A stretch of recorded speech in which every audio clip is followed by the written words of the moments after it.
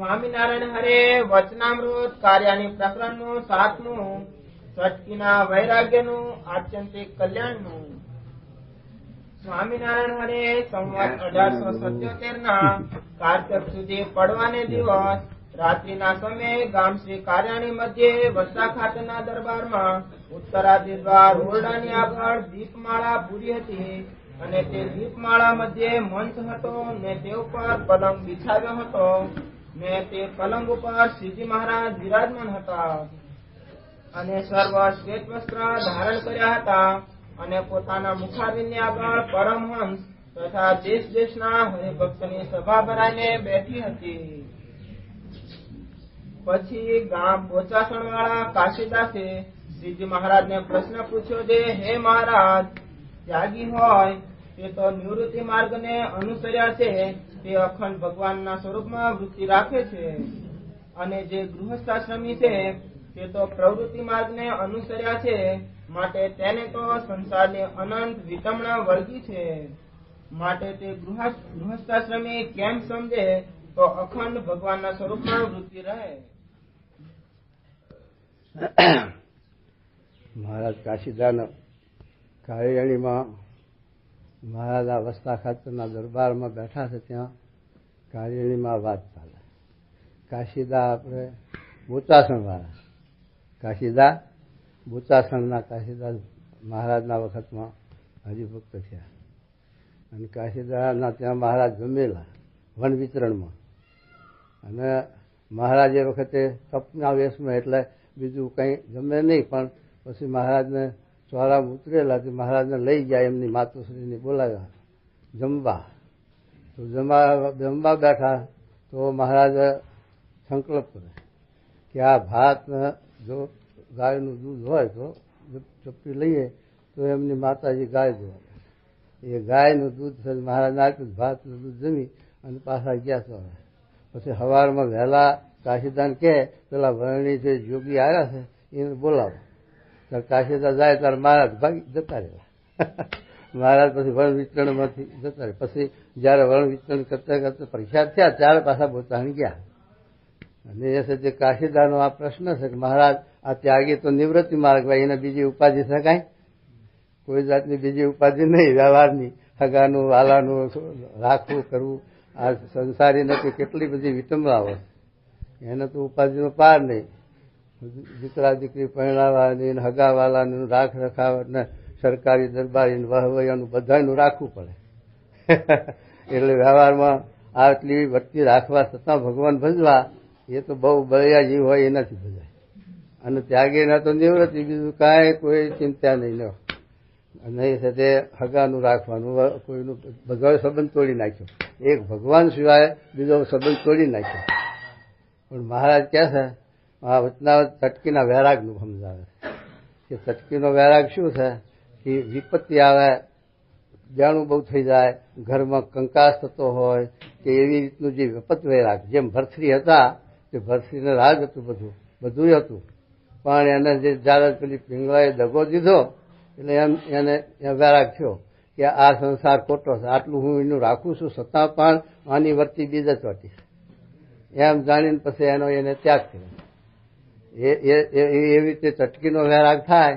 એ વૈરાગ જયારે ઉતરી જાય તો જીવનું બગડે, કારણ કે ચટકીનો વૈરાગ ઉતરી જાય તો બે બગડે. મારે કે ધોબીના કૂતરા જેવું થાય, વાટનો નહીં ઘાટનો હોય નહીં. એટલે મારે કે ચટકીનો વૈરાગ એવો છે. અમારા પેલું છે તે ગામ છે કેરિયાના એક પટેલ હતા, તે એમના ઘરમાં બૈરાના છોકરાને એકબીજાને કંકાશ ને કલેશ થયો, એટલે કંટાળ્યા, બર્યું ઘર બારી નીકળ્યા. પછી અહીંયા સ્વામી ફરતા અક્ષરાનંદ સ્વામી, એ સ્વામીના ભેગા આવીને સ્વામી હવે મારા તો ત્યાગી જ થઈ જવું છે અને હવે ઘર બહાર હું તો બારીને જ આવ્યો છું. સ્વામી કે સારું, અમારા ભેગા 2 મહિના ફરો પછી જોઈશું, ત્યાગી કરશું. બહુ સારું. પછી સ્વામી હારે ગામડામાં ફરે. પછી ફરતા ફરતા 1-2 મહિના થયા અને પછી તો મહારાજ કે કાચી મતી વાળો હોય ને સારું સારું ખાવા મળે તો પાછા વિકાર થાય, સંકલ્પ ઉભા થાય. સ્વામી હારે ફર્યા ગામો ગામ. પછી તો એ જમવાનું મોજ મળે ને, ઇન્દ્રિયો પછી તો ખીલે. પછી 2 મહિના ફર્યા ત્યાં પછી ઘરનું સાંભળ્યું સંકેત. પછી જમવા બેઠા હતા અને સ્વામી પીરસતા હતા અને બીજા સંતો પીરસતા હતા. પછી જમતી જમતા આંખમાંથી આંખું આવ્યું, રડી પડ્યા. પછી આજુબાજુ બેઠા તેમને સ્વામીને કહ્યું, અક્ષરાનંદ સ્વામી, સ્વામી આ પટેલ રોવે છે. તો સ્વામી આયા, શું સારું રોવો છો? શું કઈ તમને સાધુ કોઈ ધખ્યા વધ્યા? કોઈ બ્રહ્મચારી કોઈ વધ્યા ધખ્યા? કોઈ ભગત તમને વધ્યા? શું કર્યું? ત્યારે રડતા રડતા બોલે કે સ્વામી મને કોઈ વધ્યું તો નથી, પણ તમારા પ્રતાપથી હું અહીં લાડવા ખાઉં છું, પણ ઘેર ધમલાની માં શું ખાતી છે? સ્વામી કે તમારો વૈરાગ પૂરો થઈ ગયો, હવે ઘર ભેગા થઈ જાવ. એમ કચ્ચીનો વૈરાગ આવો થાય. એટલે કચ્ચીના વૈરાગની મહારાજ વાત કરે. સ્વામી કે દેખાદેખી કરવા જાય તે અંદર અધૂરિયા કહેવાય. સમજી વિચારીને કરે એ સાચું થાય. સમજી વિચારીને કર્યા વિનાનું છે તે પાછું પડાય. અને છે તે નરસિંહ મહેતા પણ બોલ્યા છે કે મારું ગાયું ગાશો તો ઘણા ગોદા ખાશો, પણ સમજી વિચારીને ગાશો તો વૈકુંઠ જાશો. સમજી વિચારીને ગાવાવાળા થોડા નીકળે અને છે તે હોરે હોરે બહુ નીકળે. તો એ છે તે મહારાજ સમજાવે કે જો છે તે હોરે હોરે યુદ્ધે ન ચડીએ અને ચડીએ તો કટકા થઈને મરીએ. દેખાદેખી કરીએ સમજી વિચારીને તો પછી આ પાર કે પેલા પાર. અને શાસ્ત્રમાં લખ્યું 4 પુરુષાર્થ લખ્યા: ધર્મ, અર્થ, કામ ને મોક્ષ. આ ધર્મ, અર્થ ને કામ એ 3 પુરુષાર્થ દુનિયામાં ચાલે છે. એ 3 પુરુષાર્થની તો આ માયા જ છે. 3 ગુણી માયા ભગવાન રચી છે: રજોગુણ, તમોગુણ, સત્વગુણ. 3 લોક બનાયા કર્મફળ ભોગવવા માટે: સુરપુર, નરપુર ને નાગપુર. 3 જે લોક બનાયા છે એ પ્રમાણે આ કર્મભૂમિ બનાવી ભગવાને. પણ આ ચોથો પુરુષાર્થ છે આત્માને એ 84 કુંડાળામાંથી બહાર નીકળવા માટેનો છે. એ આ 84 લાખ યોનિમાં જીવ 21 લાખની 4 ખાંડ લખીને ઉદ્ભીજ, સ્વેદ, દંડ, જરાયુ એવી 4 ખાણ્યો, એમાં 21 લાખની ખાંડ છે. એમાં આ જીવ અનંતકાળથી, કારણ કે અનાદિનો છે એટલે એની મુદત કે એનો ટાઈમ નથી. એ ક્યારથી એક ગીતામાં કૃષ્ણ ભગવાને 15મા અધ્યાયમાં લખ્યું છે કે આ સંસાર વૃક્ષ ક્યારથી ઉત્પન્ન થયું, ક્યારે એનો અંત છે એ મારા દફતરમાં નથી, કારણ કે એ વસ્તુ અનાદિ છે એટલે એનું માપ કે હદ નથી. એમ આ જીવ અનાદિનો એટલે કેટલાય છે તે 84 લાખ યોનીમાં કેટલાય વાર જન્મ ધર્યા. અને મહારાજે તો મભમ લખ્યું કે આ સમુદ્રનું પાણી છે એટલું આ જીવ માતાનું ધાવણ ધાયો છે તોય પણ એનો અંત આવ્યો નથી. એટલે વિનોબા ભાવે એક લેખ આપ્યો હતો છાપામાં કે આ ચોથો પુરુષાર્થ જીવને કર્યા વિના સિદ્ધિ નથી અને ત્યાં સુધીને વિરામ નથી. એ જો જીવને વિરામ પામવો હોય અને ભગવાનના પદને પામવો હોય, છેલ્લો જન્મ કરવો હોય, મોક્ષ સાધવો હોય તો ચોથો પુરુષાર્થ મોક્ષ એ કરવું પડશે. એ મોક્ષ સાધવાના માટે તે સમજી વિચારીને કાલ મહાન સ્વામી કીધું હતું ને કે આપણે છે તે આ રસ્તો છેલ્લો છે એ ઉત્તમ છે. ભલે માયાના જીવડા હોય એને ન સમજાતું હોય કે ન સમજાય, પણ તે શાસ્ત્રોનો મત છે અને મહાન પુરુષોનો સિદ્ધાંત છે. મોટા મોટા આગળ રાજાઓ જોઈએ, ભરતસિંહ, ગોપીચંદન, બાજન, એવા ચિત્રકેતુ એવા મોટા મોટા રાજાઓ જે ચક્રવર્તી રાજ હતા. પ્રિયવ્રત રાજા તો વળી એના તો 7 સમુદ્ર થયા, એના પૈડાના રથના. હા, એ 7 દીપ થયા. અને એવા મોટા હતા એને પણ એમ હતું કે આ બધી જરૂર સપનાતુલ છે સંસાર માટે આપણે છે તે આત્માના શ્રેય માટે, મોક્ષને માટે રસ્તો લઈ લેવો એ સત્ય હતું. પણ જ્યારે બ્રહ્માએ સૃષ્ટિ કરી ત્યારે એ સત્ય પ્રિયવત મનુ ભગવાનના પુત્ર હતા. ત્યારે બ્રહ્માએ એને સમજાયા હતા કે તમને આ માટે ઉત્પન્ન કર્યા છે પ્રગટ, એટલે આ સૃષ્ટિની સત્ય વૃદ્ધિ કરવી છે શરૂઆત માટે એ સંસારમાં જરા જોડાઓ અને પછી સત્ય ત્યાં લેજો એમ સમજાવીને પરાણે જોડ્યા છે. કે જોડાતા નતા, આખી પૃથ્વીના રાજા હતા છતાં પણ આવો વેરા હતા. અને યોગ વશિષ્ઠ રામાયણ લખી છે વશિષ્ઠ મુનિએ, એ રામચંદ્રજી ભગવાનને નાનપણમાંથી જ આ જ્ઞાન આપ્યું છે અને એ સાંખનું. અને તે આ રાજમાં રહેવા છતાં પણ જનક રાજા વિદેહી થઈ ગયા. અને છતાં એવી રીતે જો જ્ઞાન પ્રાપ્ત થાય તો ગમે ત્યાં હોય પણ નિર્બંધન, અને ત્યાગી થઈને નીકળી જાય, રાજ છોડીને જાય અને ગિરનારની ગુફામાં બેસે તો એ માયા ભેગી છે. માયા ઓળખાઈ નથી, કારણ કે માયા શું છે કે આપણે સમજીએ કે બૈરા છોકરા માયા છે, આ પૈસા બંગલા માયા છે, પણ એ માયા નથી. એ તો છે તે માયા આપણા જીવમાં રહેલી છે. કારણ શરીર અજ્ઞાન છે એ જ માયા છે. તો વનમાં ગુફામાં જઈને બેસીએ તો કારણ શરીર અજ્ઞાન ટળે અને એ માયા જાય તો ત્યાં સુધી જન્મનું ઊભું છે. માટે જનક રાજા રાજમાં હતા તોય વિદેહી થયા છે, કારણ કે જ્ઞાને કર્યું. એટલે જ્ઞાન છે એ મોટી વાત છે. જ્ઞાન શાસ્ત્રમાં લખ્યું જ્ઞાની મારો આત્મા છે, જ્ઞાનીનો પ્રાણ છે. અને જ્ઞાની છે એ નિષ્કામ ભક્ત છે, એકાંતી ભક્ત છે. એટલે એની મારામાં ગતિ થાય છે ભગવાનમાં. એટલે એ 84માંથી મુક્ત થાય છે, જન્મથી રહિત થાય છે. એટલે મહારાજ કહે છે કે આવી રીતે ચટકીનો વેરાગો એ કુવાર કરે અને સમજી વિચારીને કે આ જે મોક્ષનો માર્ગ છે એ સર્વોપરી છે, ઉત્તમ છે. અને જો ઉત્તમ ના હોય તો મોટા મોટા રાજાઓ પણ રાજ છોડી દેતા છે અને ભગવાન ભજવા અને આત્માનું કલ્યાણ કરવાનું છેલ્લો જન્મ કરવા માટે તો આ સતી યોગ સાચ્યો. એમાં પાછા વિઘન કેટલા આવે. ચિત્રકેતુ કરોડસીઓનો ત્યાગ કરીને ચાલ્યો, પણ રસ્તામાં જતા શંકર ભગવાન બેઠા હતા પાર્વતીને લઈ. ત્યારે ચિત્રકેતુને એમ થયું કે આ મેં કરોડનો ત્યાગ કર્યો અને આ જોગતાને એક તો કેટલો મોહ છે, ખોરામ લઈને બેઠા. ત્યારે શંકર ભગવાન તો ન બોલ્યા, પણ પાર્વતીએ શ્રાપ આપી દીધો, જા વત્રાસુર દૈત થઈ જા. તે વત્રાસુર દૈત થવું પડ્યું. ભાગવનમાં આ આખ્યાન આપ્યું સઠાસ્કંદમાં વત્રાસુરનું, ચિત્રકેતુનું. એટલે સદે આવી રીતે એને વિઘન થયું. જો સદે રાજ છોડીને નીકળ્યા હતા. ભરતજી રાજ છોડ્યું. ભરતખંડનું રાજ એ ભરતખંડ જ નામ જ ભરતજી ઉપર છે. ઋષભદેવ ભગવાનના પુત્ર ભરતજી, એમના ઉપરથી આનું નામ ભરતખંડ પડ્યું. નકર તે પહેલું ભાગવતમાં લખ્યું અજનાપ નામ હતું. આ ભરતખંડનું નામ અજનાપ હતું. અને પછી ભરતજી ગાદીએ આવ્યા ત્યારે ભરતખંડ નામ પડ્યું. એવા જે ભરતજી ઋષભદેવ ભગવાનના પુત્ર, અને એ રાજ છોડીને ગંડકીના નદીના કિનારે જઈ પર્ણકુટી બાંધી અને ત્યાં ભગવાનની બંદકી કરે, ભગવાનની ભક્તિ કરે. પણ ત્યાં જીવમાં દયા તો રહેલી જ છે. પેલી મરગલી નદીનો પટ ઉલ્લંઘવા જઈ ત્યાં ગરબી હતી એટલે એને પેલું બચ્ચું હેઠું પડી ગયું પાણીમાં, મરગલું. એ મરગલાની સાથે દયા આવી ભરતજીને કે આ મરગલાનો હવે કોણ રણી ધણી બિચારું પાણીમાં પડ્યું મરી જશે. તો લઈ આવ્યા, પર્ણકુટીમાં લાવી અને એનું આશ્વાસન કરે છે, ઉછેરે છે, મોટી કરે. પણ એમાં એમની વર્તી બંધ થઈ ગઈ. એ જાણપણું ચૂકી ગયા અને ભગવાનની ભક્તિમાં ખલેલ પડી. પછી એમ કરતા કરતા અંત અવસ્થાએ મરગલું સાંભળ્યું, ભગવાન ના સાંભળ્યા. તો મૃગની અવતાર આવ્યો, મૃગની ગતિ થઈ.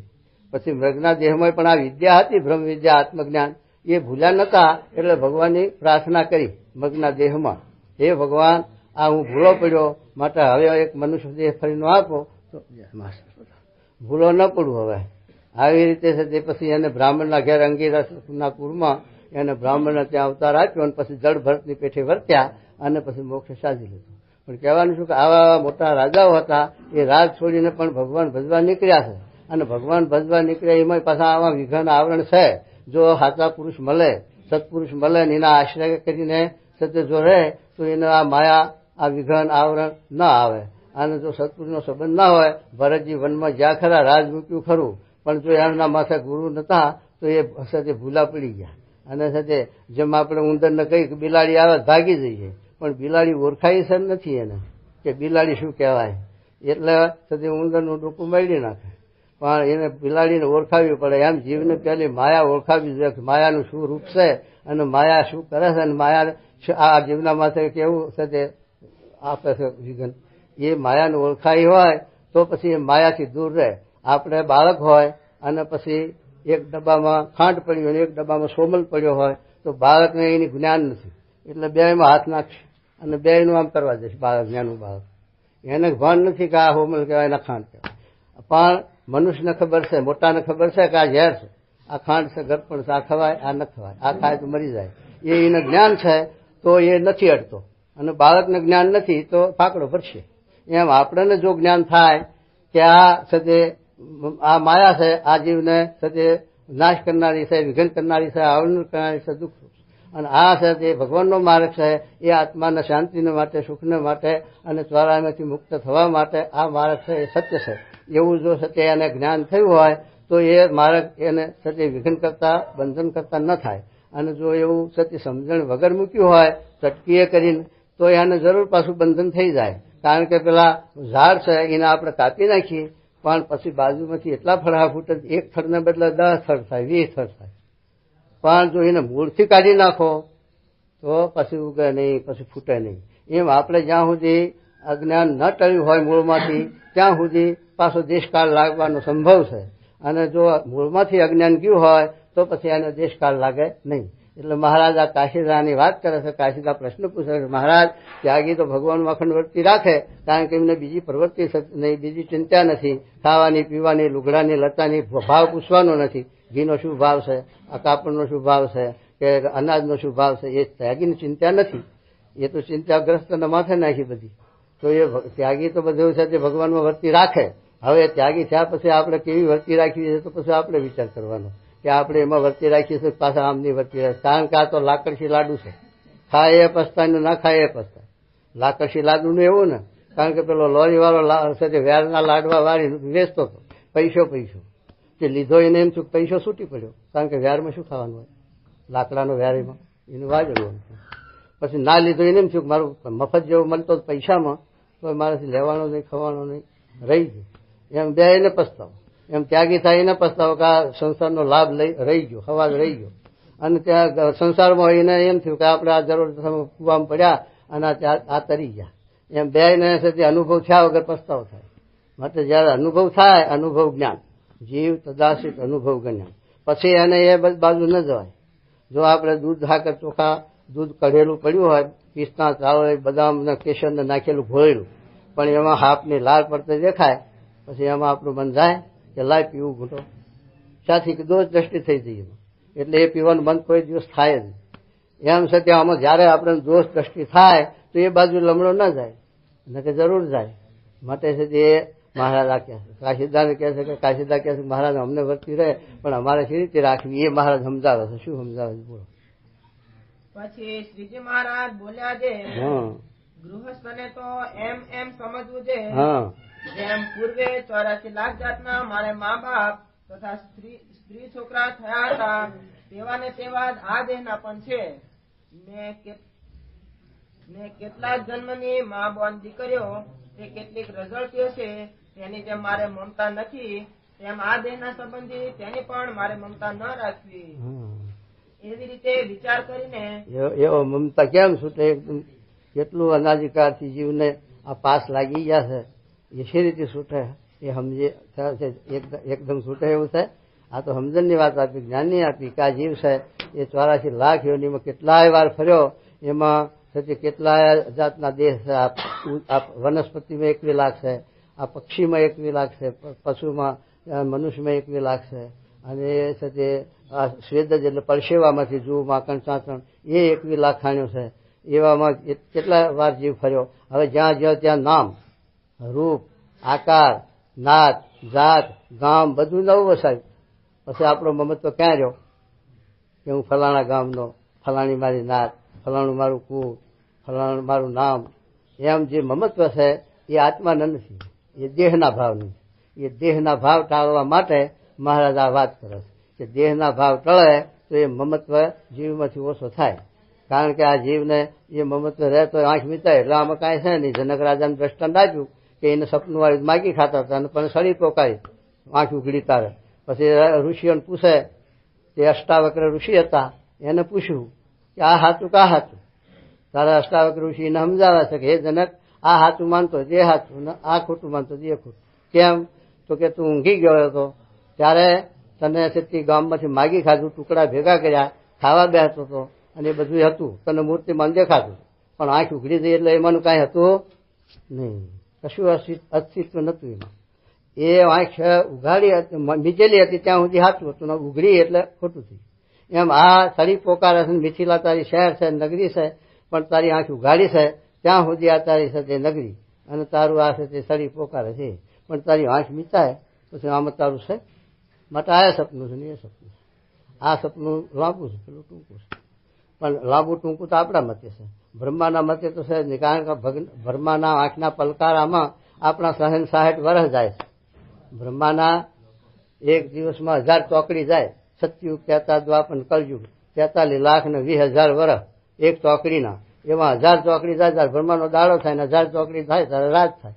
હવે 2000 ચોકડીનો એનો 24 કલાકનો દિવસ. એમાં આપણા 8 અબજ ને 64 કરોડ વર્ષ થાય. હવે એમાં આપણી ગણતરી શું છે, આપણી હિસાબ શું થાય? તોય પણ આપણને એ સજે જીવને ભાન નથી એટલે અમર થઈ બેઠા છે કે આપણે હવે મરવું જ નથી થઈ એવો પાયા પાતાળે નાખી. સ્વામી ગુણાતી સ્વામી એટલા સારું બોલ્યા કે જ્યાંથી અચાનક ઉતારા ભરવા તેના માટે ઉદ્યમ કરે છે, પણ જ્યાં અખંડ રહેવાનું છે એના માટે કાંઈ કરતું નથી જીવ એમ મારે. એટલે મહારાજ આ કાશીદાને સમજાવે છે કે આ છે તે દેહની આવી રીતે દેહનો આ સંબંધ છે અને દેહ છૂટતાના હારે બધો સંબંધ છૂટી જાય છે. માટે દેહે કરીને તો જ્યાં સુધી રહીએ ત્યાં સુધી એ સંબંધ રાખવો પડે છે, પણ સાંખે કરીને જીવમાંથી ખોટો કરવો. જેમ જનક રાજાએ રાજ કર્યું અને બધું વ્યવહાર કર્યો, પણ એને અષ્ટાવક્ર ઋષિના સમાગમથી એના જ્ઞાન થયું હતું. ત્યારે મિથિલામાં જયારે આગ લાગી ત્યારે બોલ્યા કે મિથિલાયા પ્રદીપ્તાયા નમો. આ મિથિલા મારી લાગે છે, એમાં કાંઈ મારું નથી, કારણ કે મારો દેહ મારો નથી, તો મિથિલા મારી ક્યાંથી હોય? આવું એને સાંખનું જ્ઞાન થયું હતું. તો એ જનક રાજા વિદેહી કહેવાના 88,000 ઋષિઓના પણ ગુરુ થયા. અને સુખદેવજી તો વ્યાસજી ભગવાનના પુત્ર વળી 12 બ્રહ્મચારી અને જન્મ્યા એવા 12 વર્ષે જન્મ્યા એવા ઓર ભર્યા ભાગ્યા છે, છતાં પણ એના બાપે કીધું કે જનકનો ગુરુ કરજે. એવા જે યોગ ભ્રષ્ટ જીવ ત્યાગી સુખદેવજી એને પણ સજે જનકને ફાયદે જવું પડ્યું, જનકનું ગુરુ કરવા પડ્યા. માટે જ્ઞાની મહારાજ લખ્યો શ્રેષ્ઠ, ત્યાગી ગ્રહીનો કઈ મેળ નથી, જેની સમજણ મોટી એ મોટો. એટલે સમજણની વાત આમાં મહારાજ આપે છે. હવે હરિભક્ત કાશીદાને કહે છે મહારાજ આવી જ્ઞાન આવું સમજણ થવી અમને બહુ અઘરી છે. પછી મહારાજ વળી થોડુંક ચાલુ કરે. હા જુઓ, કેટલાક જન્મની માં બોન દીકરીઓ જે કેટલીક રઝળતીઓ છે તેની જેમ મારે મમતા નથી, તેમ આ દેહના સંબંધી તેની પણ મારે મમતા ન રાખવી. એવી રીતે વિચાર કરીને સર્વમાંથી પ્રીતિ તોડીને ભગવાનને વિશે દ્રઢ પ્રીતિ કરે ને સાધુનો સમાગમ રાખે તો ગૃહસ્થને પણ ત્યાગીની પેટે અખંડ ભગવાનમાં વૃત્તિ રહે. આવું આટલું કરે તો ભગવાનમાં વૃત્તિ રહે. કે આ બધું જગત સપનાતું છે અને ખોટું છે. કૃષ્ણ ભગવાન સુદામા કાલેન્દ્રીના ધરામ નાવા ગયા, તે સુદામાજી કે ભગવાન તમારી અકલ લીલા બતાવો ને. તો અકલ લીલા મારી જોઈને તમારે શું કામ છે કે ના બતાવો. લ્યો હાલો તો ડૂબકી તલાવ પાણી મારી અને સમાધિ ચડાવી સુદામાને, અને સમાધિમાં આવો મૃત્યુ લોક દેખાડ્યો. ત્યાં સુધી એ પોતે ગ્રસ્તાશ્રમ કર્યો. એ 60-70 વર્ષની આયુષ ભોગવી, 2-5 બાળ બચ્ચા કર્યા, આવો બધો વૈભવ કર્યો. અને પછી સતે ત્યાં લોકોએ કહ્યું કાંઈ તો સત્તો થવાનું રિવાજ, શ્રી મળે તારે ભાઈ ભેગું તારે ભરવું પડ્યું. કે પેલી શ્રી મળી અને એને બહારવા લીધા ત્યારે ધરું. પછી કે મને નાવા દો ને પછી હું મય પડું. પછી કે હાલ તાર નહીં લે. ત્યાં નાવાની એવું ડૂબકી મારે એટલા સુધી આ સપનું આવ્યું. અને પછી ભગવાને એને સપનામાંથી બહાર કાઢી અને સુદામા આપણે ઘેર મોડું થાય છે અને વાટ જોતા હાલો. અરે ભગવાન તમે આ શી વાત કરો છો? મેં તો 60-70 વર્ષની આયુષ ભોગવી અને આવી રીતે મેં તો 12 બચ્ચા કર્યા, ગ્રસ્તાશ્રમ કર્યો, આમ શું ભાગ્યું. ત્યારે કૃષ્ણ ભગવાન કહે આ બધી આકલ લીલા મારી આવી જ છે, બધી સપના જેવી જ છે. અત્યારે છે ને ઘડી ઘડીને ક્ષણિક છે, માયાનું રૂપ છે એ ક્ષણિક છે. આપણે ધોરણ ક્યારે આવ્યા એની નોટિસ નથી આવી, એનું મુદત નથી આપણે લખી. અને આપણે સાથે જન્મ્યા ત્યાંથી દાદ સુધી સાથે આપણામાં ક્ષણે ક્ષણે રૂપાંતર બદલાય. આ પેલો દુધિયાનો વેલો હોય એના ફાય બેસી રહી તો હાલ તો ન દેખાય, પણ 2-4 દાડે આટલે પકે. એટલે આ છે તે માયા છે, એ માયા અનાદિ છે, મૂળ માયા. પણ મૂળ માયાનું જે કાર્ય છે એ ક્ષણિક છે, એ અખંડ નથી. એ છે તે ક્ષણે ક્ષણે એનું રૂપાંતર બદલાય છે અને નાશ થાય છે છેવટે. તો એ છે તે ક્ષણિક છે. એમાં મહારાજ આપણે મહાભારતની અંદર છે તે ઉદ્યોગ પર્વની અંદર સનત સુજાતના 5 અધ્યાય લખેલા છે જ્ઞાનના. એ ધૃતરાષ્ટ્રને એ વખતે વિદુરજી એ રાજનીતિનું જ્ઞાન આપે છે. આ છે તે આધ્યાત્મિક જ્ઞાન આપે સનત સુજાત. એમાં લખ્યું છે કે પ્રમાદ ને મોહ એ 2 મોટામાં મોટા શત્રુ છે આ જીવના માથે. પ્રમાદ એટલે આળસ. આળસ એટલે શું? વ્યવહારમાં કે એમાં આળસ હોય છે, અને વ્યવહારમાં આળસ હોય તોય પણ તે બેકારી થાય, જીવ છે તે આગળ આવી શકે નહીં અને દુખ્યો થાય. એના વ્યવહારમાં પણ જોઈએ છે મોહ પ્રમાદ મૂકવો પડે. એને છે તે નોકરી ટાઈમે ટાઈમે કરવી પડે છે, વેપાર દુકાન ટાઈમે ટાઈમે ખોલવી પડે છે, ખેતીવાડીઓને ખેતી રાત દિવસે ટાઈમે ટાઈમે સંભાળવી પડે છે. અને મિલમાં જાય લોકો 3 પાલી ભરે, બિચારા ઊંઘતાય નથી. એક છે તે વ્યવહાર સાચવવા માટે, રોટલા ખાવા માટે એટલું કરવું પડે. તો આ તો છે આપણે મોક્ષની વાત છે, કલ્યાણની વાત છે. તો એમાં પ્રમાદ છે અને મોહ છે એ 2 મોટા મોટા શત્રુ છે. એટલે એ છે તે ભગવાનનું સુખ મેળવી શકે નહીં પ્રમાદ જ્યાં સુધી હોય ત્યાં સુધી. એ તો જયારે પ્રમાદના મોહ મૂકી, મોહ એટલે શું, આ ખોટામાં હાચાની ભાવનાથી જે ખોટું છે એને હાચું માનીને મંડ્યા છે, અને હાચું છે એને એમાં દ્રષ્ટિ આપણી પહોંચી નથી. એટલે પછી આપણે ખોટામાં હલવાના છીએ. એને લઈ અને એ મોહ ટળતો નથી, મોહ નથી ટળતો ત્યાં સુધી આત્માનો ઉદ્ધારની વાત જ ખોટી છે ને. મોહ ન ટળે ત્યાં સુધી આત્માનું કલ્યાણ, આત્માનું શ્રેય ન થાય. એટલા માટે મહારાજ ક્યાં સિદ્ધાંત કહે છે. પછી હવે શું કહે છે સમજાવે, સાંભળજો. પછી એવી રીતે શ્રીજી મહારાજ ની વાત સાંભળીને જે ગૃહસ્થ સર્વે સભામાં બેઠા હતા તેમણે હાથ જોડીને પૂછ્યું, હે મહારાજ, જે ગૃહસ્થને એવી રીતે ન વર્તાય તેના શા હાલ થશે? આવું ન વર્તાય તો મહારાજ શું દશા થાય કહો. તો શું કહેજો. પછી શ્રીજી મહારાજ બોલ્યા, જે એ તો જે ભગવાન વિના અન્ય પદાર્થમાંથી વાસના માત્ર ને ટાળીને ભગવાનમાં અખંડ વૃત્તિ રાખે તેની વાત થઈ છે. હા, તો એ જ્ઞાનીની વાત થઈ છે. અખંડ આ જગતનું ખોટું કરી અને પછી ભગવાનમાં અખંડ વૃત્તિ રાખે, પર્વતભાઈ, કલ્યાણભાઈ એના ઘોડે, દાદા ખાતર એમના ઘોડે, તો એના માટે વાત કરી છે. અને એવા બળિયા જીવ ન હોય તો એના માટે લ્યો આ રસ્તો સહેલો બતાવો.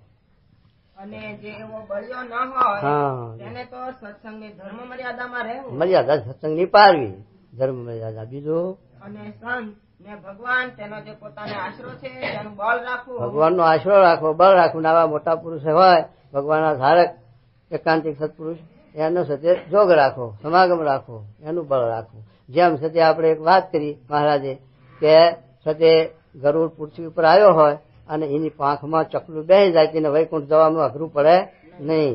એ પેલા ગરુડના જોગ વૈકુંઠના દરવાજા જતું રહે. અને આ કીડી છે એ કીડીને કાશી જવાનો ઉદ્ધાર નથી, પણ એ કીડી જો આપણે ભાતાનો ડબરો તૈયાર કર્યો હુખડીને ઠેબરાન, પણ એમાં એ કીડી જો ગરી જાય તો એ કીડી ભાતાના ડબરામાં ભાતું ખાતી ખાતી કાશી ભેગી થઈ જાય આપણા હારો હાર. અને પછી આપણે ડબ્બો ત્યાં ખાલી કરીને ખંચી તાર નીકળે મારી.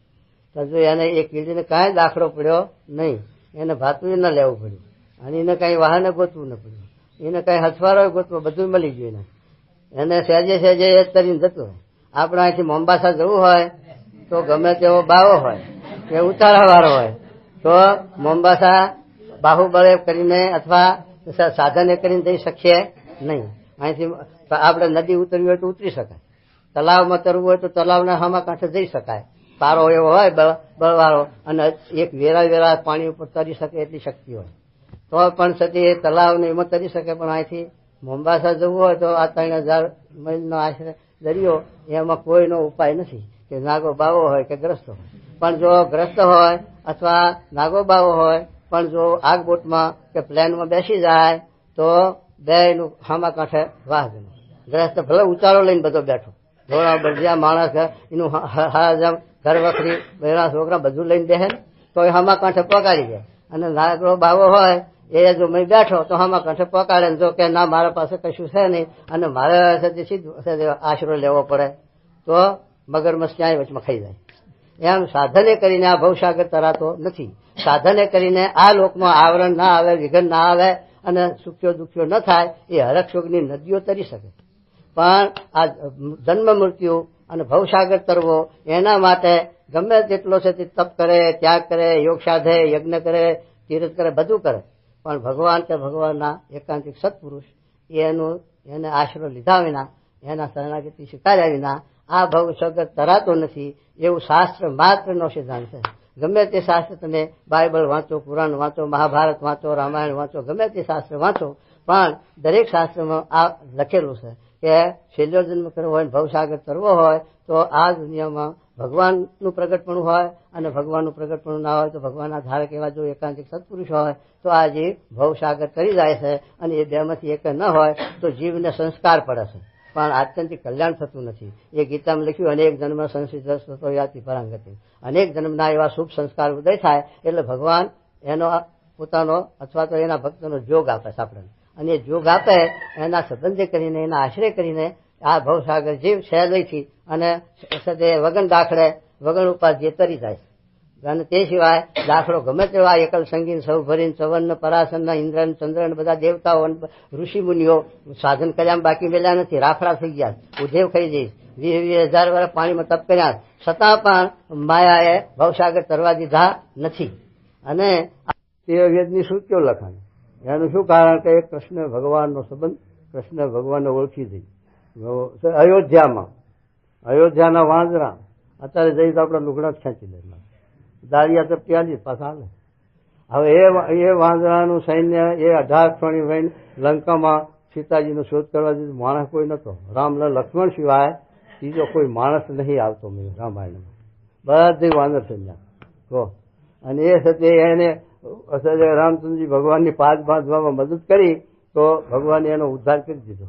આ સત્ય શરણાગતિ, આ આશ્રમનું ફળ છે. કારણ કે વાંદરા મારા નતો ફેરવતો, હાથ પાણી નતા લેતા, નાવા ધોવાનું ક્યાં છે, પૂજા પાઠ નતા કરતા. પણ નિષ્કુળાનંદ સ્વામી લખ્યું કે રામનું કર્મ કર્યું કપીએ, લાવી પથ્થર બાંધી પાદ, અવર ઉપાય અળગા કરી, રામજી રીઝવવા કાજ. એ જ ધ્યાન, એ જ ધારણા, એ જ જપ તપ ન તીરથ, જે અષ્ટાંગ યોગ સાધન, જે આવ્યા પ્રગટ ને અરથ. આનું નામ તપ, આનું નામ જ મહાનુમાન છે. મારે કે ગોવર્ધન જોયો જયારે કૃષ્ણ ભગવાને આને સાથે ગોવાળિયાની રક્ષા કરવા માટે ઇન્દ્રનું અપમાન કર્યું, એટલે ઇન્દ્ર ખીજ્યો હતો. એટલે કે આ ગોકુળને બોલી મારું, ગોકુળ વંદાવને રમણ ભમણ કરવું. પણ ભગવાને પછી ગોવર્ધનને ચોરી અને હેઠળ બધા રાખ્યા હતા. ત્યાં સાથે જે ગોવાળિયા હતા, ભક્તો હતા, એ સાથે કૃષ્ણ ભગવાનના વિશે કંઈક હેત હતું, એ લોકોએ મદદ કરવા ટેકા કર્યા લાકડીઓના. તો ભગવાન રાજી થયા. કારણ કે એના ટેકર એવું તો નહોતું, છતાં પણ એની રૂચિમાં ભર્યા એટલા સાથે ભગવાન રાજી થયા. અને એ ભક્ત લખાણા.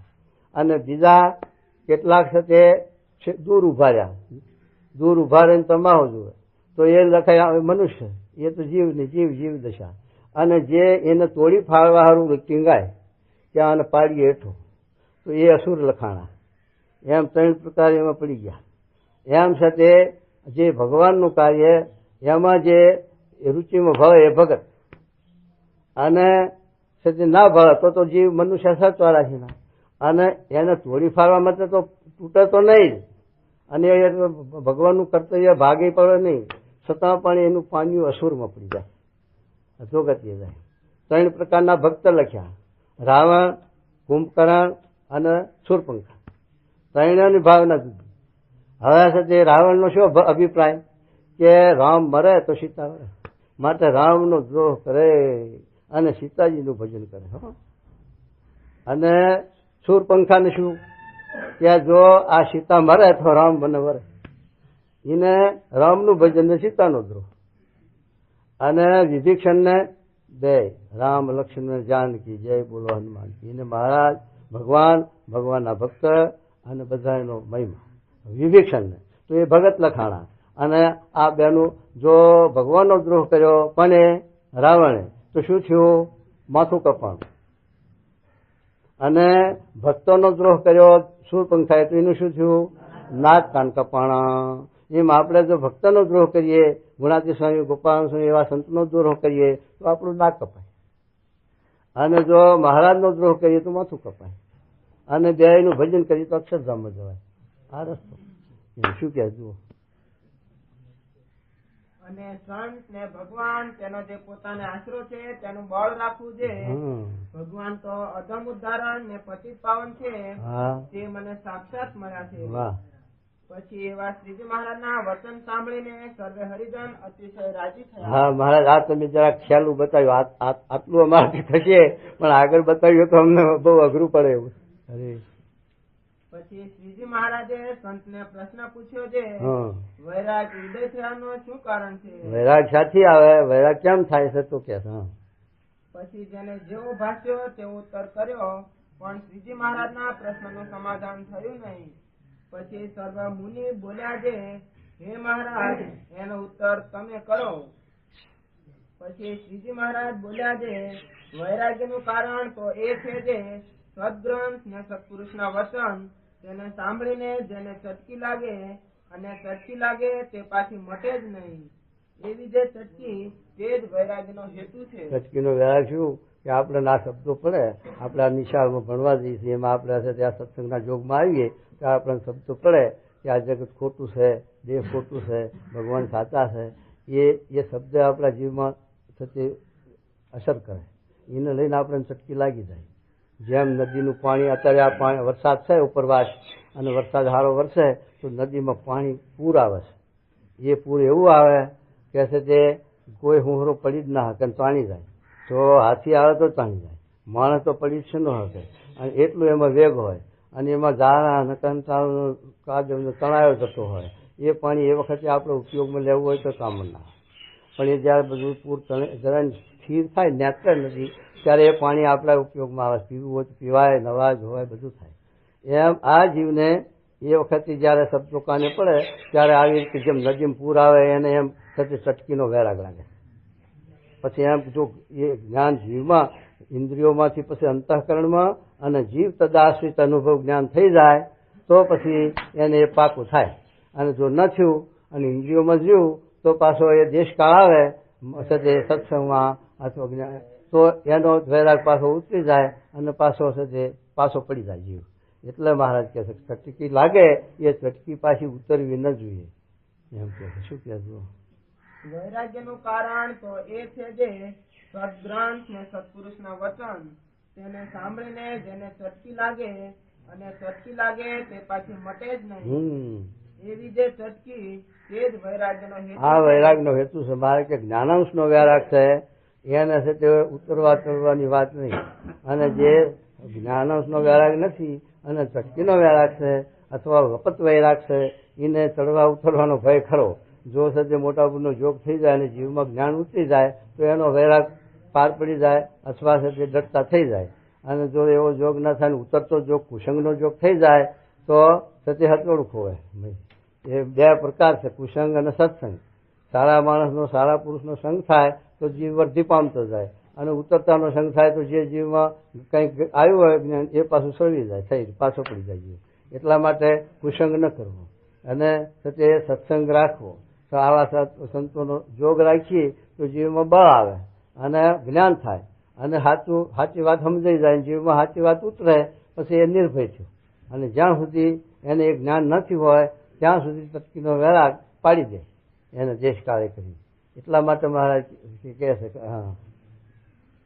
અને જેને ચટકી લાગતી હોય ને તે તામસી હોય તથા રાજસી હોય તથા સાત્વિકી હોય તે સર્વેને વૈરાગ ઉપજે. ગુણનો કઈ મેળ નથી. મહારાજ કહે છે કે ગમે તેવો તામસી હોય, આ જોબન પગી આપણે વડતાલો ને તામસી જ હતા ને, બારવટિયા હતા, લૂંટારા હતા. પણ એને મહારાજનો જોગ થઈ ગયો અને સંસ્કાર પડ્યા અને મહારાજનો મહિમા સમજાણો તો મોટા ભક્ત થઈ ગયા. જુઓ બંદૂકડીએ પડી રહી ને છતાં બધું બારવટું ખેડવું મેળવી દીધું, બધું થઈ અને છતાં જોબન વડતાલો થઈ ગયા અને ભગવાનના ભક્ત થઈ ગયા. એવા તામસી હતા છતાં પણ એને નિશ્ચય થયો. અને કેટલાક સાત્વિક હોય, વિદ્વાન હોય, ભણેલા હોય તોય પણ ભગવાનના સત્પુરુષને ઓળખવા એ છે તે ઓળખી શકાતા નથી. સાત્વિકથી ઓળખી શકાતા નથી, પણ જેને સંસ્કાર હોય, જેના ઉપર ભગવાનની દયા હોય, જેના ઉપર કૃપા હોય અને જે છે તે દૈવી સંપત્તિનો જીવ હોય એને છે તે આ રસ્તો ખુદે છે અને ગમે છે અને એ રસ્તે ભગવાન એને ખેંચી દે. બાકીના છે તે પોતાની બુદ્ધિ કે પોતાનું કામ કરી શકે એવું નથી આ માર્ગનું. એમ એ સંસ્કારની વાત છે. યોગ ભ્રષ્ટ જીવ હોય એની વાત છે એમ. અને જેને ચટકી લાગતી ન હોય તેને વૈરાગ ન ઉપજે. અને જેને ચટકી લાગીને થોડા દિવસ કેડે ટળી જતી હોય તેને એ ચટકીનો વૈરાગ અતિશય ખુવાણ કરે. કેમ જે જયારે ચટકી લાગે ત્યારે ઘર મૂકીને જતો રહે. જો આપણા સ્વામી બહે જે શતાબ્દીમાં ગુરુ પ્રમુખ સ્વામી બસોને તમને સાથે આ દીક્ષા આપી અને તમે સત્સંગમાં આવ્યા અને એ વાતો સાંભળી, શાસ્ત્ર સાંભળ્યું, કથા સાંભળી, શબ્દો પડ્યા, એને લઈને આ બધા સાથે આપણા સ્વામીના હેતુને લઈ અને સ્વામીના સાથે આપણે ખ્યાતિના ત્યાગી થયા. પણ જો આપણને એ ચટકીનો વૈરાગ છે એ જીવમાં આ સમાગમે કરીને સંતોને સ્વામી શું કરો તમારા સાનિધ્યમાં મૂક્યા કે રાત દિવસ તમને આ જ્ઞાન આપી અને તમારા જીવમાં એવી દૃઢતા કરાવીશ કે પછી તમને દેશકાળ ન લાગે, ધક્કો ન લાગે અને તમે બીજાને પણ તમે આ સત્ય ઉપદેશ આપી શકો અને બીજાને પણ આ માર્ગે દોરી શકો. એટલા માટે આ તમને સત્ય આ સંતોની ટેલિંગમાં તમને મૂક્યા. હવે એમ કરતા કરતા સત્ય કેટલાકને દેશકાળ નહીં લાગતા, પાછા પડી નહીં જતા, છાતી પડી જાય છે કે એને આ જ્ઞાન પછી જીવમાં છે તે ડર થતું નથી, ઉતરતું નથી, અને પછી મનનો કુસંગ છે એટલે એને લઈને જીવ મોડો પડી જાય છે, પાછો પડી જાય.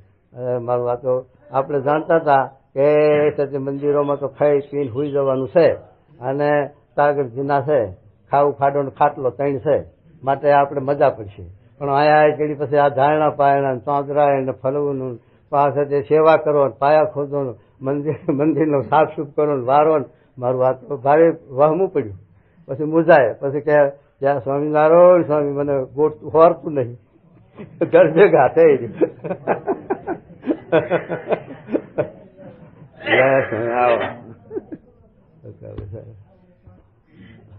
હા શું ક્યાં અને જેને ચટકી લાગીને થોડા દિવસ પેલે ટળી જતી હોય તેને તો એ ચટકીનો વૈરાગ અતિશય ખુવાર કરે. ચટકીનો વૈરાગ પછી ખુવાર કરે. હા કેમ જે જયારે ચટકી લાગે ત્યારે ઘર મૂકીને જતો રહે, પછી ભેટ લીધા પેડે જે ચટકી લાગી હોય તે ઉતરી જાય, અને પછવાડે ઘર તો ધૂળધાણી થઈ ગયું હોય, પછી જેમ ધોબીનો કૂતરો વાટનો નહીં ને ઘાટનો નહીં એવું થઈ જાય, એમ તે પુરુષ ઉભય ભ્રષ્ટ થાય છે. એવું જો એટલે બે બાજુથી ખુવે ને એમ. ધોબીના કૂતરાની વાત કરી છે કે ધોબીનો કૂતરો ઘાટ ઉપર નદી કિનારે ધોબી આખો દાડો લુગડા ધોતો હોય એટલે ત્યાં કૂતરું રહે, એ ધોબીનું ભાત હોય, એ ભાત ખાવા બપોરે બેસે એટલે એને પણ રોટલો નાખે અને એ પણ ખાય ને ત્યાં રહે એ કૂતરું. પણ પછી એમ કરતા એક દિવસ પેલું ચાર્યું હતું કોઈ બાય, એ માથે એને પેલું લુગડું નીણ બાંધવાનું, ખડ બાંધવાનું લુગડું, એની અંદર એને દાંતડીએ છે, ખપડું છે, ખડ ખોદવાનું, એ મેં ઘાલેલું અને પછી વાટી અને માથે મેલીને જાય. એના મનમાં કે માથે ભાત છે કૂતરાના મનમાં, કે કૂતરું હારે હારે હાલ્યું, કે શ્યામમાં ગયું, ખેતરમાં ગયું.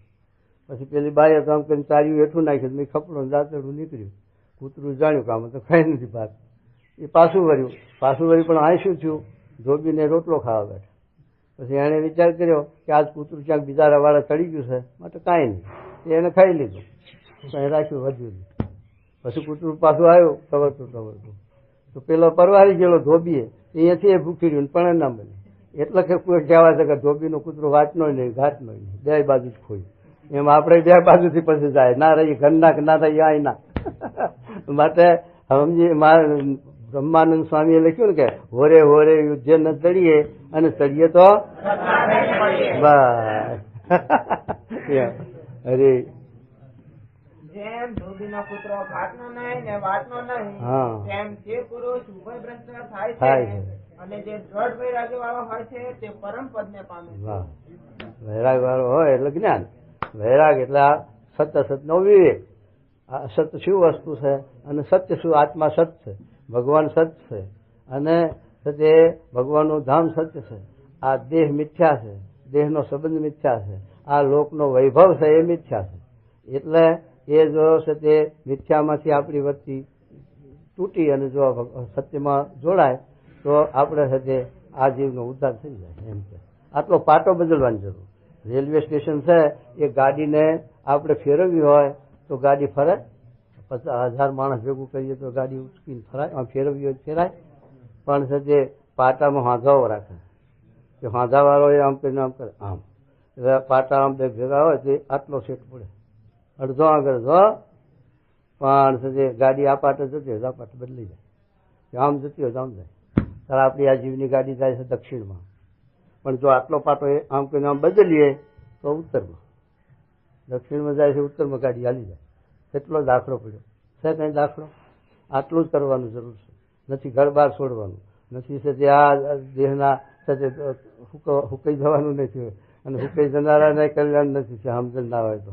માટે મહારાજ કે આટલો પાટો શું બદલવાનો, કે છે તે આ આપણી ગાડી દક્ષિણમાં જાય એટલે શું કે આપણે પંચવિષય કરીને જગતમાં બંધાણા છીએ, મોહમાં પડ્યા છીએ. એ ગાડી જો બદલીને આપણે ભગવાન કે મહાન પુરુષમાં જો એમ હેત કરીએ, અને જેવું દેહ મન દેહના સંબંધીમાં હેત છે એવું જો ભગવાન હાથા સંતમાં હેત કરીએ તો આ પાટો બદલાઈ જાય. પછી વનમાં જાઓ કે ન જાઓ, દૂધ હાકર ચોખા જમવાના હિંચકામાં હિંચતા હિંચતા અક્ષરધામમાં, આવું મહારાજે સમજણ આપી જો આવડે તો. અને પેલા ડાક્ટર નાળ બતાવી આને રોગ થયો, શું રોગ? પંડ રોગ. સાચી થયો છે, ઘી બહુ ખાધો, મારે ઘી બહુ ખાધું. તો પછી ડાક્ટર કે માત્રા પડીકીઓ બાજી, એ પડીકીમાં તો માત્રા કેટલી? માસીના પડી ભસ્મ. એ પડીકીઓ વારી આલી, પછી કે આ ઘીમાં ચાટજે. અરે સાહેબ, પણ ઘીથી રોગ છે ને પાછું ઘીમાં ક્યાં ખવાનો?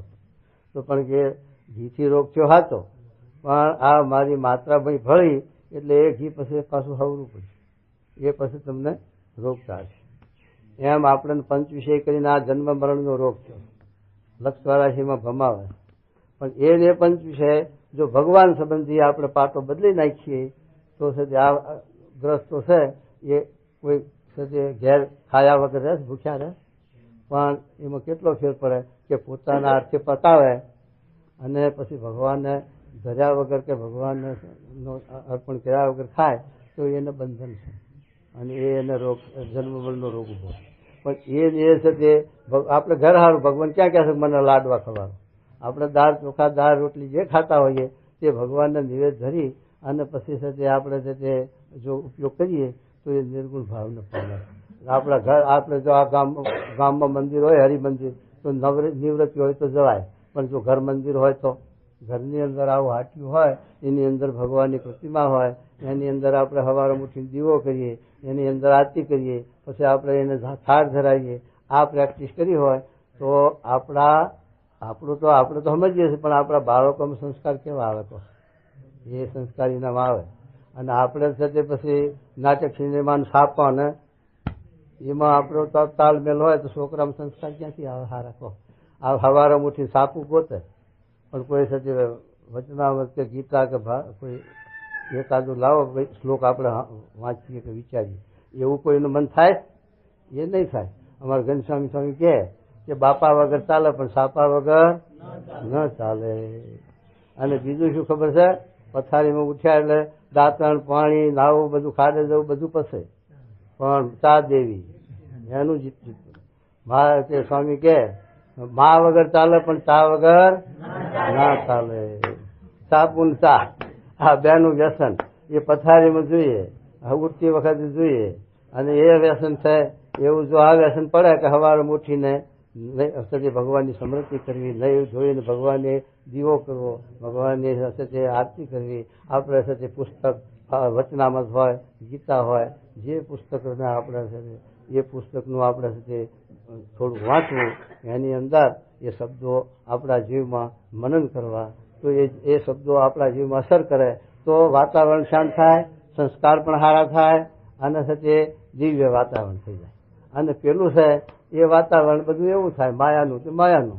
એમાં પછી છોકરાને આપણે સારા રસ્તે ચલાવ્યો નહીં 10-20 વર્ષનો થાય ત્યાં સુધી, અને પછી એને કહેવા જઈએ તો હામો થાય અને મન ધાર્યું કરે. પછી આપણે સ્વામીને ફરિયાદ કરીએ, સ્વામી દીકરાને કઈ શિખામણ જો ને કયું કરતો, પણ તમે ના દીધું, હવે મારી શિખામણ ક્યાંથી માને? એવી પહેલાથી સારા સંસ્કાર નાખ્યા નહીં એમ કે શું કે છે મહારાજ? સાંભળો. હરે. પછી શ્રીજી મહારાજ અતિ પ્રસન્ન થતા બીજો પ્રશ્ન પરમહંસ પ્રત્યે પૂછતા હોવા જે આત્યંતિક કલ્યાણ તે કેને કહીએ? જો મોટો પ્રશ્ન આવ્યો. આત્યંતિક કલ્યાણ એટલે છેલ્લું. આત્યંતિક એટલે અક્ષરધામની પ્રાપ્તિ, છેલ્લો જન્મ, છેલ્લું કલ્યાણ, છેલ્લું જ્ઞાન. પછી આગળ જ્ઞાન નથી. છેલ્લું જ્ઞાન છે, છેલ્લું આત્યંતિક મોક્ષ છે, છેલ્લું કલ્યાણ. હા. અને આત્યંતિક કલ્યાણને પામીને જે સિદ્ધ દશાને પામ્યો હોય તે પુરુષની સર્વે ક્રિયાને વિશે કેવી દશા વર્તતી હોય? પછી જેને જેવો ભાષ્યો તેવો સર્વ મુનિએ ઉત્તર કર્યો, પણ શ્રીજી મહારાજના પ્રશ્નનું સમાધાન થયું નહીં. પછી સર્વ મુનિ હાથ જોડીને શ્રીજી મહારાજ પ્રત્યે બોલ્યા છે, હે મહારાજ એનો ઉત્તર તમે કરો. પછી શ્રીજી મહારાજ બોલ્યા છે, જયારે બ્રહ્માંડનો પ્રલય થાય છે ત્યારે પ્રકૃતિના કાર્ય જે 24 તત્વ તે સર્વે પ્રકૃતિને વિશે લીન થઈ જાય છે, અને તે પ્રકૃતિ પુરુષ પણ અક્ષર બ્રહ્મના તેજમાં અદ્રશ્ય થઈ જાય છે, અને પછી એકલું સચ્ચિદાનંદ જે તેજ તે રહે છે, અને તે તેજને વિશે દિવ્ય મૂર્તિ એવા જે પુરુષોત્તમ ભગવાન વાસુદેવ તે અખંડ વિરાજમાન રહે છે, અને તે જ પોતે દિવ્ય મૂર્તિ થતા જીવના કલ્યાણ અર્થે મનુષ્યાકૃતિ કરીને પૃથ્વીને વિશે સર્વજનને નયન ગોચર થતા વિચરે છે. ત્યારે જે જગતમાં અણસમજુ મૂર્ખ જીવ છે તે ભગવાનને માયિક ગુણે યુક્ત કહે છે, પણ એ માયિક ગુણે યુક્ત નથી. એ તો સદા ગુણાતીત દિવ્ય મૂર્તિ જ છે. અને તેનું તે જે ભગવાનનું સાકાર દિવ્ય સ્વરૂપ, તેને જે વેદાંત શાસ્ત્ર છે તે નિર્ગુણ, અછેદ્ય, અભેદ્ય, સર્વત્ર વ્યાપક એવી રીતે કરીને પ્રતિપાદન કરે છે. જે જીવની બુદ્ધિમાંથી માયિક ભાવ ટાળવાને અર્થે નિર્ગુણપણે કરીને પ્રતિપાદન કરે છે.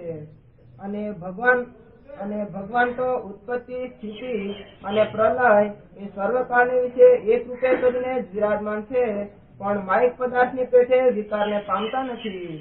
સદા દિવ્ય રૂપે કરીને વિરાજમાન રહે છે. એવી રીતે પ્રત્યક્ષ પુરુષોત્તમને વિશે જે દ્રઢ નિષ્ઠા, તેને આત્યંતિક કલ્યાણ કહે. આત્યંતિક કલ્યાણ મહારાજે લખ્યું. ગીતાનો 13મો અધ્યાય ક્ષેત્રજ્ઞ યોગ. ક્ષેત્ર અને ક્ષેત્રજ્ઞ એટલે આ જીવ અને દેહ. આ ક્ષેત્ર છે અને જીવનો ક્ષેત્રજ્ઞ. એમ આ અનંત કોટી બ્રહ્માંડ છે.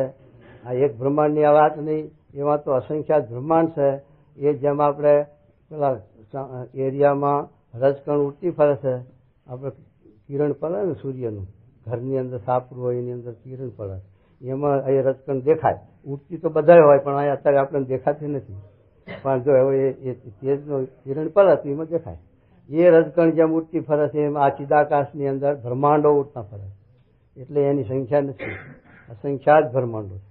એવા જે બ્રહ્માંડો એના સર્જનહાર એક ભગવાન છે, પુરુષોત્તમ નારાયણ, કે જે છે તે આવી રીતે સચ્ચિદાનંદ ચિદઘન તેજ એને વિશે એવી દિવ્ય મૂર્તિ અને નિર્ગુણ મૂર્તિ ભગવાનની રહેશે. એ ભગવાન એક જ છે. એમાંથી જ આ અનંત કોટી બ્રહ્માંડનું છે તે સર્જન થાય છે. એટલે છે તે પુરુષ દ્વારે પ્રકૃતિને પહેરે છે અને એમાંથી પ્રધાન પુરુષ થાય છે. એમાંથી આ વૈરાટ સ્વરૂપો બધા પ્રગટે છે બ્રહ્માંડો. અને એની અંદર 3 દેવતાઓ મુખ્ય મૂક્યા, બ્રહ્મા, વિષ્ણુ, શિવ. તે ઉત્પત્તિ સ્થિતિને લઈ કરે એક બ્રહ્માંડની. એવા અનંત કોટી બ્રહ્માંડ છે. એમાં દરેકમાં બ્રહ્મા, વિષ્ણુ, શિવ 3 દેવ ખરા. એક ઉત્પત્તિ કરે, એક સાથે પોષણ કરે વિષ્ણુ, અને સાથે બ્રહ્મા ઉત્પત્તિ કરે, અને શંકર પછી એનું ન્યાજ ખોદ કરે પાછું સાથે. એટલે એ 3 દેવતાઓ મુખ્ય મૂક્યા ભગવાને. અને આ બ્રહ્માંડની સાથે રચના ચાલે. એવા અનંત કોટી બ્રહ્માંડ, એ અનંત કોટી બ્રહ્માંડના નારાયણ પુરુષોત્તમ વાસુદેવ એક જ ભગવાન છે. એને પછી કોઈ ખુદા કરીને પ્રમાણે છે, કોઈ કૃષ્ણ કે, કોઈ રામ કે, કોઈ છે તે ઈસુ ખ્રિસ્ત કે, ગમે તે નામથી સંબોધે છે, પણ ભગવાન અનંત કોટી બ્રહ્માંડનો એક જ છે. અને દરેકના આત્મામાં રહેનારા પરમાત્મા પણ એક જ છે. પણ એ ભગવાનના સ્વરૂપને આપણે અનુભવતા નથી. અને જે એક જ નિર્ગુણ સ્વરૂપને અનુભવતા નથી અને સ્થૂળ સ્વરૂપમાં બંધાણા, એટલે આ મતભેદો પડી જાય. એ મતભેદ પડવાનું કારણ જે છે કે આપણે તે આવરણ ભેદી શક્યા નથી. એ આવરણ ભેદી નથી શક્યા એટલે આપણે આ જ્ઞાન થતું નથી. એટલે આપણે એમાં લોચારમાં પડી જઈએ અને સંપ્રદાયની તંત્રીમાં, ગુરુ તંત્રીઓમાં બંધાઈ જઈએ. માટે ભગવાન એક જ છે. અને અનંત કોટી બ્રહ્માંડના સર્જન એ જેમ તલમાં તેલ રહ્યું છે, ફૂલમાં સુગંધ રહ્યો છે, એમ એ ભગવાન પાછા દૂર નથી, આપણા આત્મામાં રહ્યા. કૃષ્ણ ભગવાને પોતે કહ્યું છે, ગોપીઓને કહેવરાયું છે કે આ પંચભૂત છે, પૃથ્વી, જળ, તેજ, વાયુ, આકાશ. એમ આ બ્રહ્માંડમાં એ પંચભૂત છે. એમ હું આ સાથે વૃંદાવનમાં ગોકુળ મથુરમાં રહ્યો છું. અને તમારા દેહની અંદર પંચભૂત છે. આ દેહ બંધાણું છે, એમાં પૃથ્વી, જળ, તેજ, વાયુ, આકાશ એનું બંધાણેલું છે. એની અંદર પાછા સૂક્ષ્મ દેહ છે, મન, બુદ્ધિ, ચિત્ત, અહંકાર, અને છે તે 10 ઇન્દ્રિયો, 10 પ્રાણ, 4 અંતઃકરણ, એવી રીતે એ તત્વો છે. અને એમાં દેવતાઓ પણ રહ્યા છે બધાએ. 33 કરોડ દેવ આ કાયા નગરીમાં છે. એમાં મોટા દેવતાઓના સ્થાનક બતાવ્યા. આંખના સૂર્યદેવ, કાનના દીપા, મનના ચંદ્રમા, બુદ્ધિના બ્રહ્મા, નાસિકાના અશ્વિની કુમાર, મુખના અગ્નિ, જીવ્યાના વરુણ. એમ બધા દેવતાઓના શાસ્ત્રોમાં છે તે નામ પણ આપ્યા. અને એવી રીતે બધા દેવતાઓ રહ્યા છે. એ બધા દેવતા અને કાયા નગરીનો જે છે તે પ્રધાન, એ આ કાયા નગરીનું રાજ સંચાલન કરે છે. એ આત્મા છે. એ આત્મા છે. એ જો છે તે રાજનીતિ ભણેલો હોય તો એ કાયા નગરીનો રાજ સ્વતંત્ર ચાલી શકે. અને રાજનીતિ ન ભણ્યો હોય તો કાં તો રૈયત ઘોડો થાય, અને કાં તો રૈયતને તાડન કરવા જાય ઉદ્ધર થાય. એમાં ઇન્દ્રિયો અંતઃકરણ જીવને દબાવી દીધું. એટલે પછી ઇન્દ્રિયો અંતઃકરણને જ્યાં ફાવે ત્યાં દોરી જાય. પણ જો રાજનીતિ જીવ ભણેલો હોય તો જ્યાં ઘટિત હોય ત્યાં જ ઇન્દ્રિયોને જવા દે, અને ઘટિત ના હોય તો ના જવા દે. એ સાથે થાય. તો તો એ જીવાત્મા છે એ જો આ કાયા નગરીમાંથી જીવાત્મા રજા લે તો કાયા નગરી ઉજ્જડ થઈ જાય. પણ એક દેવતા જો રજા લે તો એને કઈ રાજતંત્ર ભાગી ન પડે. 8ના દેવ છે તે રજા લે તો ભરાય નહીં, પણ કાયા નગરી ઉજ્જડ ન થાય. કાનના દેવ દીપપાળ જાય તો સંભળાય નહીં, પણ કાયા નગરી ઉજ્જડ ન થાય. પણ એનો પ્રધાન જો જાય તો કાયા નગરી ઉજ્જડ થાય.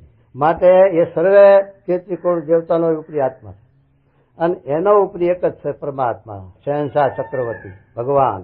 એ જયારે આપણે આત્મા પરમાત્માનું ભાન થાય ત્યારે આ બીજું બધું ઓરું છે એમાંથી મોહ ટળે અને મોક્ષ થાય. એ મહારાજે છેલ્લાના 39ના વચનામાં આ સમજાયું વાત. અને આ વિશલકરણી રૂપી ઔષધિ છે તો જ મહારાજ કહે છે કે આ જીવ સતી છેલ્લો આત્યંતિક કલ્યાણને સાધી શકે એમ મહારાજ કહે. અને એવી નિષ્ઠાને પામીને જે સિદ્ધ દશાને પામ્યો હોય તેની આવી દશા હોય જે પિંડ બ્રહ્માંડનો તથા પ્રકૃતિ પુરુષનો પ્રલય થયા પછી અક્ષરધામને વિશે જે ભગવાનની મૂર્તિ અખંડ વિરાજમાન રહે છે તે મૂર્તિને સ્થાવર જંગમ સર્વ આકારને વિશે જ્યાં જ્યાં દ્રષ્ટિદાર ત્યાં ત્યાં સાક્ષાત્કાર દેખે. આ સિદ્ધ દશાની વાત કરી. સિદ્ધ દશા એટલે આ તો લોકો શું સમજે કે આ પાતાળમાં પ્રવેશ કરે, આકાશમાં ઉડી જાય, સત્ય અગ્નિમાં ચાલે, પાણી ઉપર હાલ્યા જાય, આ ભીત હુમરા નીકળી જાય, એ સત્ય સિદ્ધિઓ. એ સિદ્ધિ નથી. મહારાજ સિદ્ધિ કઈ બતાવી કે ગીતામાં શ્લોક લખ્યો, મમય વાંસો જીવ લોકે જીવ ભૂત સનાતન મન સંસ્થા નિર્જાણી પ્રકૃતિ સ્થાનિક. કે સત્ય મોટામાં મોટું ઈશ્વરીય જો હોય ભગવાનમાં તો માયામાં આવીને લાખો જીવનો માયામાંથી મુક્તિ આપે, પણ પોતે માયામાં જરાય પણ લોભાય નહીં. એ ભગવાનનું મોટામાં મોટું ઈશ્વર્ય છે. બીજા સિદ્ધિઓવાળા ઘણા હશે, શાંકદેવ જેવા, જ્ઞાનેશ્વર જેવા, પણ એ માયામાં લેવાયા છે, લોભાયા છે, જોઈ લેજો. અને જે ભગવાનનો અંશ હશે અને ભગવાનનો જીવ હશે, આ અવતાર થયા, ભલે નરસિંહ અવતાર થયો, પરશુરામ અવતાર થયો, વરાહ અવતાર થયો, કચ્છા અવતાર થયો, દત્તાત્રેય અવતાર થયો, પણ એ અવતારોમાં ભગવાનનો પરબ્રહ્મ પુરુષોત્તમ નામનો અંશ હતો. એને લઈને એને માયા પરાભવ પમાડી શકી નથી. અને બીજા સિદ્ધ દશાવાળાઓને માયાએ પરાભવ પમાડ્યા છે. માટે મોટામાં મોટું ઈશ્વરીય જો હોય ભગવાનમાં તો માયામાં લેવાય નહીં, માયામાં બંધાય નહીં, માયા એને લોપી શકે નહીં. એ મોટામાં મોટું ભગવાનનું ઈશ્વર્ય છે એમ કે છે. અને મહારાજ કે સિદ્ધ દશા કોનું નામ? કે આપણી દ્રષ્ટિ જ્યાં જાય ત્યાં જે મૂળ સ્વરૂપ ભગવાનનું છે અનાદિ, એ ભગવાનના સ્વરૂપને જ્યાં જ્યાં આપણી દ્રષ્ટિ જાય ત્યાં દેખે છે. કારણ કે દરેકને સ્વરૂપ, આ સ્થૂળ સ્વરૂપ તો જુદું જુદું મળ્યું. કોઈને રામ રૂપે મળ્યા, કોઈને કૃષ્ણ રૂપે મળ્યા, કોઈને સત્ય સ્વામિનારાયણ રૂપે મળ્યા, કોઈને સત્ય પછી સત્પુરુષ દ્વારે શાસ્ત્રી મહારાજ મળ્યા, કોઈને જોગી બાપાનો જોગ થયો. પણ એ બધા એના સ્વરૂપ જોઈએ તો નામ, રૂપ, આકાર, કાર્ય, સ્વભાવ, પ્રકૃતિ બધું જુદું દેખાશે. પણ જે મૂળ સ્વરૂપ છે એમાં જુદું નહીં દેખાય. એ તત્વ એક જ છે અને એ જીવ સ્વરૂપ છે. એમાં જયારે મહારાજ કે એ સ્વરૂપને જ્યાં દ્રષ્ટિ જાય ત્યાં દેખે તો પછી એના મતે મતભેદ રહ્યો જ ક્યાં, એ મતભેદ નીકળી જાય. પણ ત્યાં સુધી આપણે નથી પહોંચી શકતા અને આપણું જ્ઞાન અધૂર્યું રહેશે, એટલે પછી આ છે મતભેદ પડી જાય. માટે એવા છે જે સર્વોપરી આપણને ગુરુ મળે અને જો એ આપણા જીવમાં દ્રષ્ટિમાં એ સ્વરૂપનો સાક્ષાત્કાર કરાવે તો પછી આપણા આત્યંતિક કલ્યાણમાં વાંધો રહે નહીં. પછી એને દેશકાળ ન લાગે, ધક્કો ના લાગે, વિઘન ના આવે એમ કે શું કહેજો.